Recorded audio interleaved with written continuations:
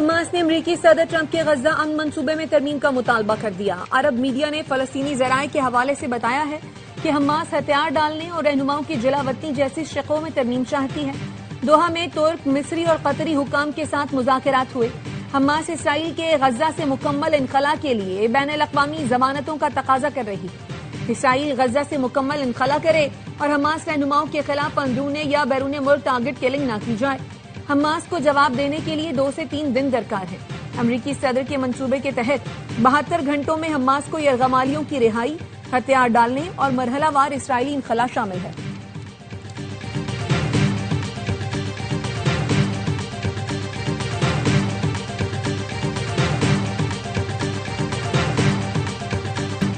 हमने बगैर वादों के काम मुकम्मल किए। बहुत से लोगों ने ऐलानात और झूठे वादे किए, लोग उनका रास्ता तकते रह गए। जो कहते हैं हम चुप करके दफ्तर में काम करते हैं, वो काम नहीं करते। जब से सैलाब आया है 2 या 3 बार दफ्तर गई, कभी एक शहर तो कभी दूसरे शहर में होती हूँ। वजीर आला पंजाब मरियम नवाज का मरी में नवाज शरीफ कार्डियोलॉजी सेंटर की इफ्तिताही तकरीब से खिताब। कहा पंजाब में उन तमाम अमराज के अस्पताल भी बन रहे हैं जिनका इलाज मुल्क में कहीं नहीं। मरियम नवाज का रावलपिंडी से मरी के लिए ट्रेन सर्विस का ऐलान। कहा मरी के लिए बसें भी ऑर्डर कर दी, बहुत जल्द 15 बसें लेकर आऊंगी। तलबा, बुजुर्गों और खवातीन के लिए ग्रीन लाइन बस मुफ्त होगी।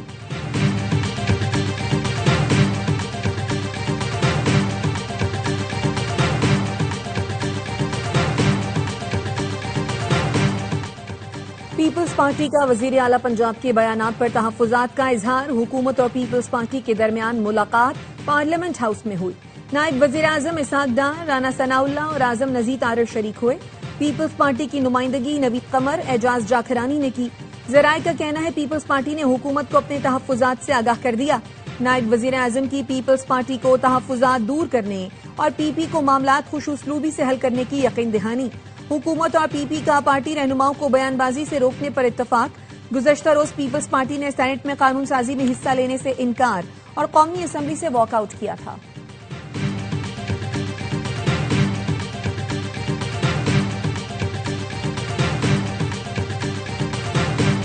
वजीर आला पंजाब के अल्फाज नामुनासिब हैं। हमने नून लीग हुकूमत पर सवालात नहीं उठाए, तरीका कार पर राय दी। आप कहते हैं पंजाब पर उंगली उठेगी तो हम तोड़ देंगे। जो कुछ हो रहा है ये हमारी वजह से तो नहीं हो रहा। हम दुनिया से भीख नहीं, अपना हक मांग रहे हैं। पीपल्स पार्टी के रहनुमा कमर जमान कायरा कहते हैं कोई बीमार होता है तो फौरी रिलीफ के लिए गोली दी जाती है। बेनजीर इनकम सपोर्ट प्रोग्राम भी बिल्कुल वैसी ही गोली है। आसमा बुखारी ने रद्द-ए-अमल दिया। आप लोगों ने पंजाब हुकूमत के खिलाफ प्रेस कॉन्फ्रेंस की रेस लगाई है। जिस जमात की लीडर एक खातून थी वो अब एक खातून लीडर के खिलाफ प्रेस कॉन्फ्रेंस कर रही है। आप लोग इख्तिलाफ नहीं कर रहे बल्कि बाद जमात पंजाब की तरफ उंगली उठा रहे हैं।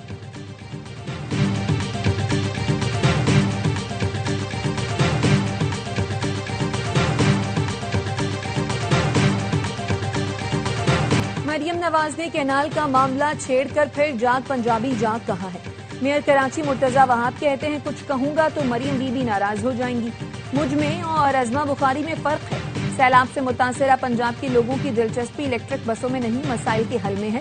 कराची के लिए 20 अरब एक लॉलीपॉप है। ये नहीं हो सकता कि इस्लामाबाद में बैठा शख्स इस शहर के फैसले करे।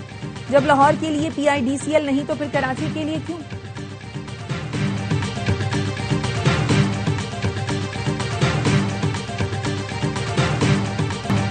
MKM ग्रीन लाइन और PIDCL को कराची और हैदराबाद में काम से रोकने पर बरहम।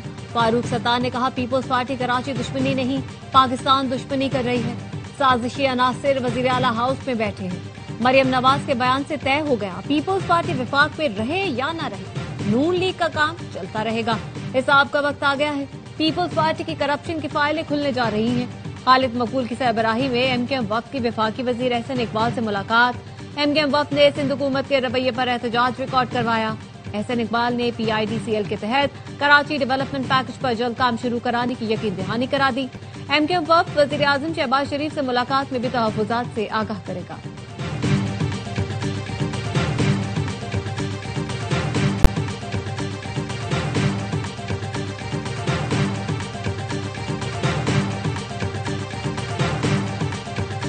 पोर्ट कासिम के अंदर की सड़कें टूटी फूटी हैं। वजीर आजम से कहूंगा पोर्ट कासिम अथॉरिटी से बात करें।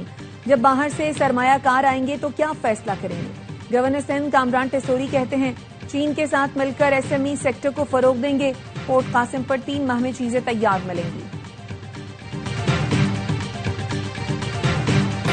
कुछ गलत किया ना बीसीसीआई से माफी मांगी ना ही मांगूंगा। चेयरमैन पीसीबी मोहसिन नकवी ने भारतीय मीडिया का झूठ बेनकाब कर दिया। कहा भारतीय मीडिया झूठी खबरें फैलाकर प्रोपेगेंडा कर रहा है। भारतीय मीडिया अपने आवाम को गुमराह करता है। भारत क्रिकेट में सियासत को लाकर स्पिरिट ऑफ गेम खराब कर रहा है। मैं भारत को ट्रॉफी देने के लिए तैयार हूं। भारत को ट्रॉफी चाहिए तो एसीसी ऑफिस में आकर मुझसे ले लें।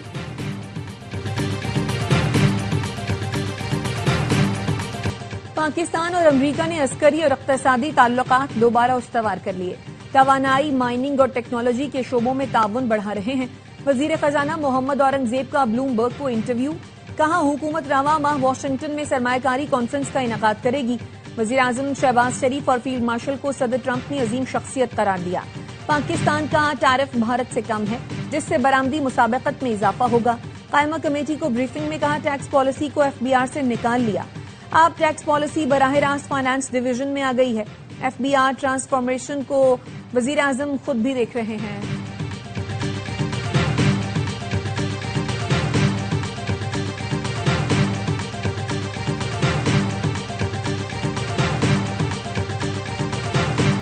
इसराइल ने जंगबंदी मंसूबे पर आमादगी के बावजूद हमले बंद न किए।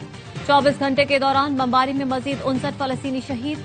सैन्य फोर्सेज ने सेफ जोन मवासी में खैमे पर बम बरसाए। 7 पाकि हमला समेत 2 अफराद शहीद हुए। दीर अलबलाह पर बमबारी में तुर्क मीडिया का फोटो जर्नलिस्ट भी जान से गया। इसराइली वजीर आजम नेतन्याहू की डिटाई। कहा इसराइली फौज गजा के ज्यादातर हिस्से में मौजूद रहेगी। अमरीकी सदर की तजवीज करदा मंसूबे में फलस्तीनी रियासत की बात शामिल नहीं। इसराइल फलस्तीनी रियासत की मुखालफत जारी रखेगा। गजा जाने वाले इमदादी काफिले को इसराइली बहरिया ने घेरे में ले लिया।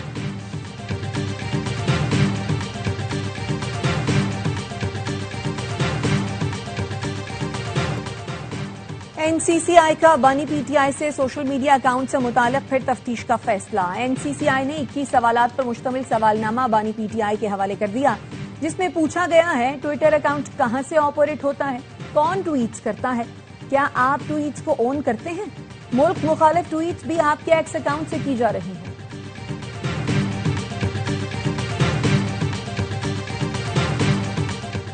पीटीआई के अरकान कौमी असम्बली की अक्सरियत कायमा कमेटियों में वापसी की हामी निकली।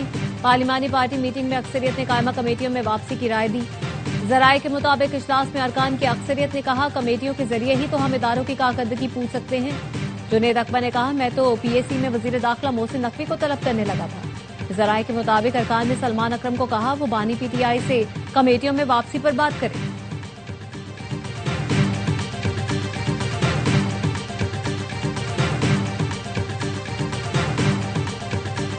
फिलिपाइन में 6.9 शिद्दत के जलजले ने तबाही मचा दी। अमवात की तादाद 69 हो गई। 100 साल पुराने चर्च समेत दर्जनों इमारतें जमींदोज।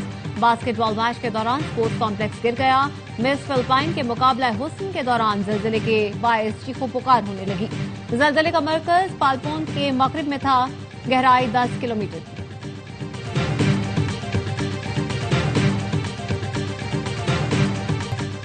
साइम अयूब T20 के नंबर 1 ऑलराउंडर बन गए। भारत के हार्दिक पांड्या से पहली पोजीशन छीन ली।